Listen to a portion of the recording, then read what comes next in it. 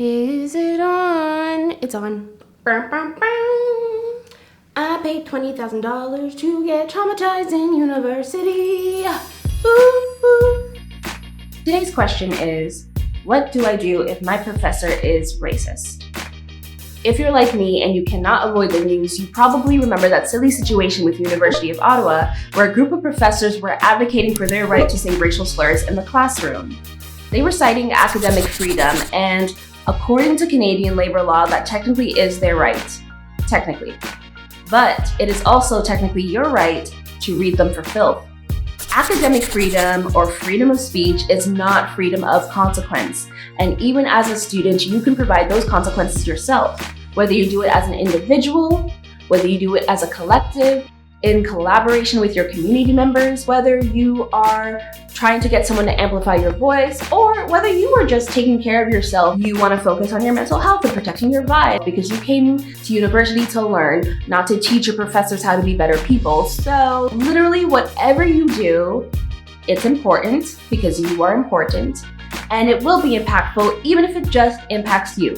Because again, you are important. First, you need to know what your capacity is. There's a difference between your end goal being, I want to talk to my professor so that they can make this space safer, and I want to talk to the institution and make them reassess what academic freedom actually means when it comes at the expense of the racialized students on campus. There is a difference between the amount of energy and labor and academic performance that is required to achieve those two different end goals. Once you figure out what your capacity is, you're going to want to figure out what resources the school has for you to hold this professor accountable or change this behavior. If you know your end goal, then that will help you narrow down the scope of your research. So you're going to need to be informed about a few things. You're going to want to know what your legal rights are as a student, as a person. You're going to want to know what resources your school has for you, both in terms of mental health supports and also in accountability supports. I went to McMaster University, and McMaster University currently has the Equity and Inclusion Office, Diversity Services, with GEN, which is a Women and Gender Equity Network, clubs for LGBTQ communities. We even have a Black Femme sorority, and a lot of those people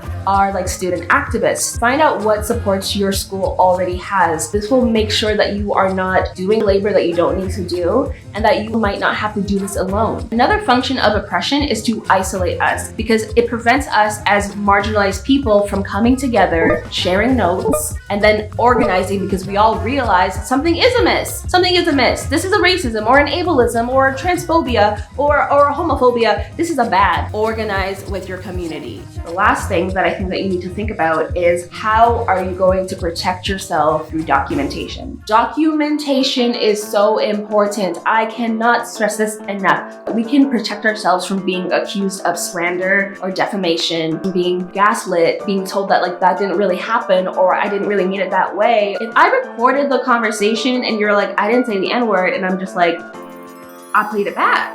Make it make sense. What is this? It's not your voice. You might be asking yourself, am I actually allowed to do that? Am I actually allowed to record a conversation without the professor's consent? Yeah. If you are part of the conversation, according to Canadian law, you only need consent from one person who's part of that conversation, and you count. If an event happens and you're not sure what you want to do about it yet, journal about it, date it, because then you have something that you can refer back to. If you don't want to have a conversation face-to-face, email them using their university email, using your university email, and CC their boss. And then BCC community members, CC the entire faculty, CC the department head, CC other students in the class. If that person's not responding to me, I escalate, I go up, I CC more people, and then I talk to their boss, the boss's boss. It adds pressure for them to respond, and it also means that now it's not just you holding them accountable, there's this whole community. Everybody is aware that this conversation is happening.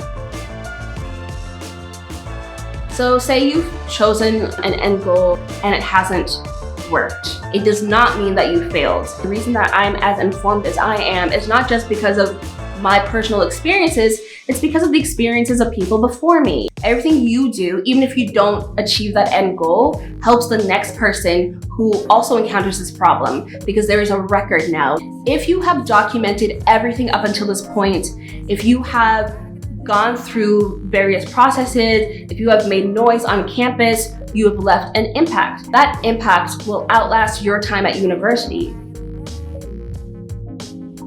So yeah, let me know what's going on. going on at your school. And let me know if this advice was useful. If you have any questions, I'll try to engage. We'll see you next time. Bye. Bye, bye, bye, bye. Bye, bye, bye, bye, bye.